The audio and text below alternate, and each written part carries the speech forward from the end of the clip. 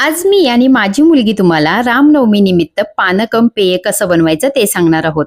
आणि हे पानकम पेय भगवान रामजींना तर आवडायचंच, त्याच्याबरोबर हे आपल्या बॉडीला सुद्धा थंडावा देण्याचं काम करतं.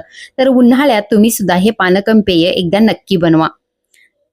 याच्यासाठी आपण जे मसाले वापरणार आहोत ते आपल्या बॉडीसाठी खूप उपयोगी आहेत. आपल्या पचन क्रियेसाठी ते खूप उपयुक्त ठरतात. तर याच्यासाठी भांड्यामध्ये पाणी घ्यायचं, आवडीप्रमाणे याच्यामध्ये गूळ घालायचं, खायच्या कापराचा चिमूटभर कापूर याच्यामध्ये आपल्याला मिक्स करून घ्यायचा. आता याच्या मसाल्यासाठी मिरी, वेलची आणि आलं याच्यामध्ये थोडंसं पाणी घालायचं आणि याची पेस्ट करून घ्यायची.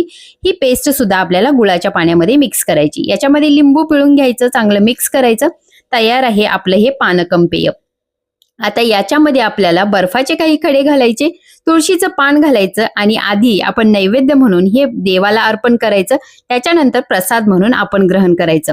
तर आज रामनवमी निमित्त हे पानकम पेय तुम्ही सुद्धा नक्की ट्राय करा. शरीराला थंडावा देणारं हे पेय उन्हाळ्यात नक्की करून प्या. आणि रेसिपी कशी वाटली सांगायला विसरू नका.